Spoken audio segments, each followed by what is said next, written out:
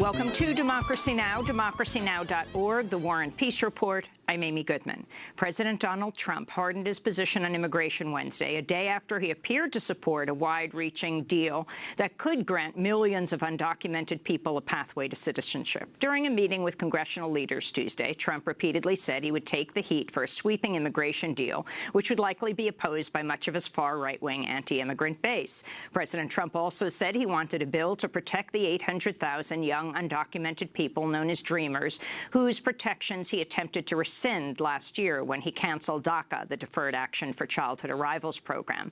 But on Wednesday, Trump reversed course, telling reporters he would reject any immigration deal that doesn't provide funding for a militarized border wall.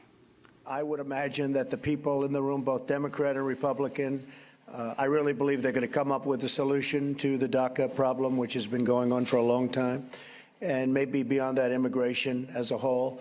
But any solution has to include the wall, because without the wall, it all doesn't work. You could look at other instances. Look at what happened in Israel. They put up the wall. They solved a very major problem. We need the wall. We have to have the wall. Meanwhile, Trump is lashing out at the Ninth Circuit Court of Appeals after a federal judge Tuesday temporarily stopped the Trump administration from ending the DACA program.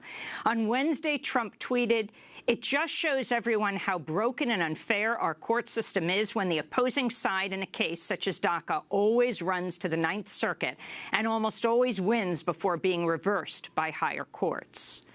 Trump's remarks came just hours after agents with Immigration and Customs Enforcement, or ICE, raided nearly 100 7-Eleven stores across the United States, delivering audit notices and arresting 21 people. Acting ICE Director Thomas Homan said the raids were meant to serve a warning to employers that ICE will hold businesses accountable if they hire undocumented immigrants. President Trump refused to say Wednesday whether he'd commit to being interviewed by special counsel Robert Mueller over allegations his campaign worked with Russia to influence the 2016 election. Trump was responding to a question about a New York Times report this week that Mueller informed Trump's lawyers last month he'll probably seek to interview the president, although Mueller has not yet sent a formal request for that interview. Fielding questions alongside the Norwegian Prime Minister, Erna Solberg, Trump said any interview seems unlikely and repeated the phrase "no collusion" 8 times in his roughly 1-minute answer. Meanwhile, Donald Trump told his cabinet Wednesday he's looking to strengthen U.S. libel laws after a book portraying the president as childlike and incompetent rocketed to the top of the bestseller list. Trump made the remarks as the White House continued to rail against the book Fire and Fury by author Michael Wolff. Our current libel laws are a sham and a disgrace and do not represent American values or American fairness. So we're going to take a strong look at that. We want fairness. You can't say things that are false, knowingly false, and be able to smile as money pours into your bank account. In Syria, Russian and Syrian warplanes are continuing a massive bombing campaign in Hama province.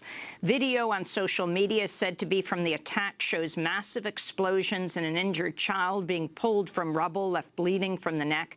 Elsewhere, human rights observers say the civilian death toll in Syria's assault on the rebel-held Damascus suburb of eastern Ghouta has risen to 160.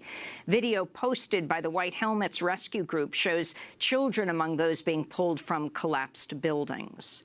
In Tunisia, police say they arrested 237 people Wednesday, while dozens more were left injured as authorities used clubs and tear gas to suppress anti-austerity protests that spread across Tunisia for a 3rd consecutive night. The demonstrations began after the government announced it's raising taxes and hiking prices for fuel and staple goods.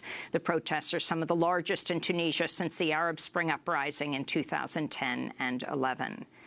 In Burma, authorities have formally charged a pair of Reuters journalists with violating the Official Secrets Act, despite international condemnation over their arrests.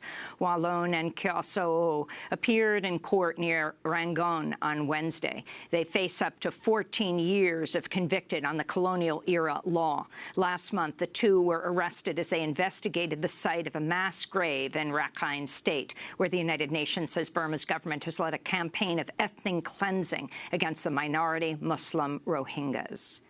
In Poland, lawmakers rejected a bill Wednesday that would have liberalized the country's abortion laws. The legislation would have removed all restrictions on abortion within the first 12 weeks of pregnancy, while funding sexual education and contraception programs.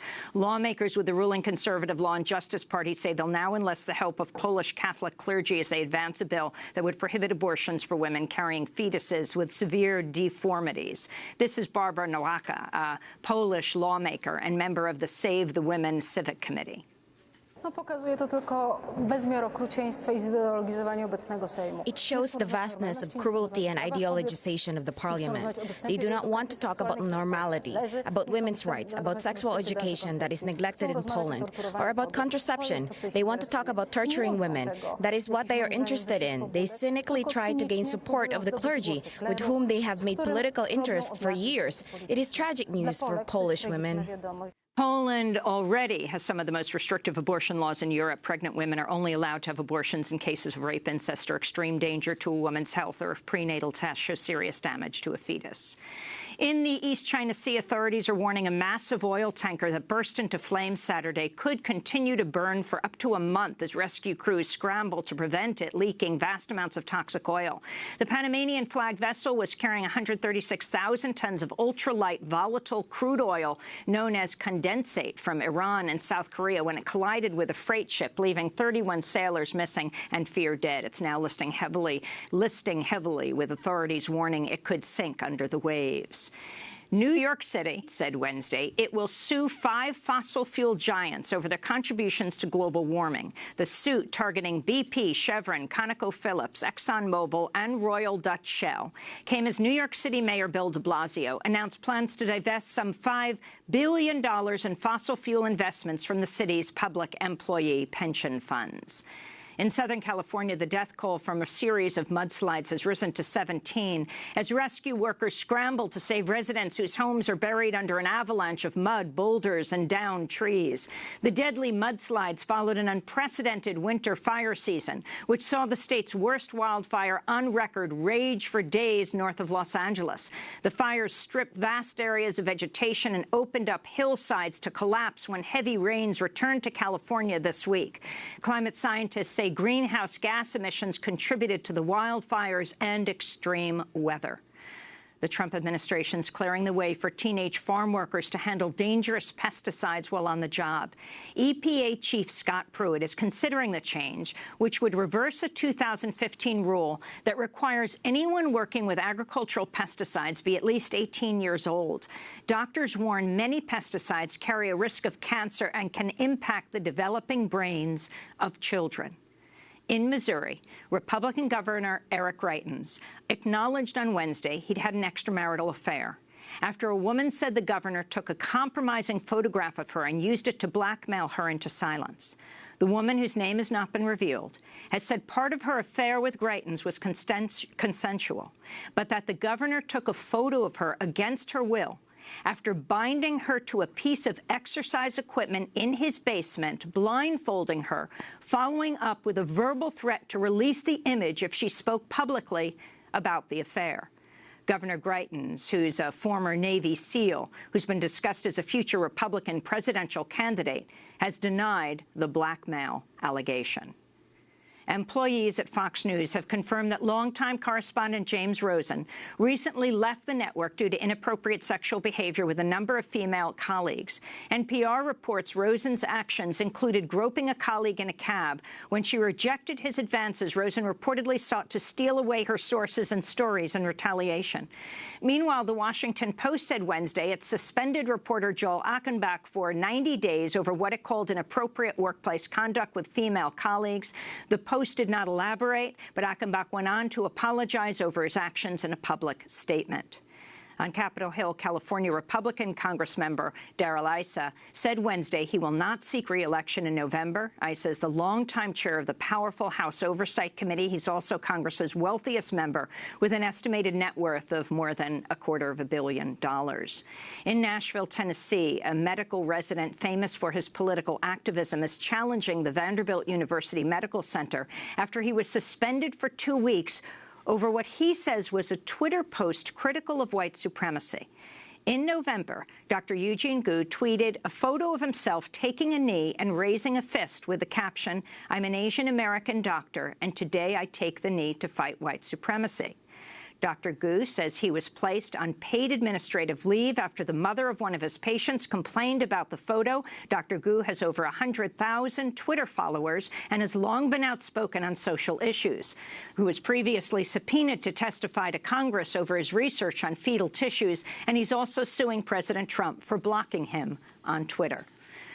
And in Peru, the family members of victims of the former dictatorship are speaking out after former President Alberto Fujimori was pardoned by President Pedro Pablo Kuczynski and released from prison. Fujimori had been imprisoned for crimes including ordering massacres by death squads in the 90s. This is Gisela Ortiz Perea, sister of Luis Enrique Ortiz, who was one of the 9 university students and a professor murdered at the La Cantatu massacre in 1992.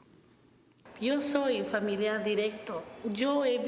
a close relative of a victim. I saw with my own eyes these criminals. I experienced this story, this horrible death that occurred in my family, this suffering that is engraved in my memory year after year. It is awful to constantly have in my mind the face of the criminals. And the most horrible thing is that there are people who continue to call us terrorists. Some of the headlines. This is Democracy Now!, democracynow.org, The War and Peace Report. I'm Amy Goodman. And I'm Nareen Sheikh. Welcome to our listeners and viewers around the country and around the world.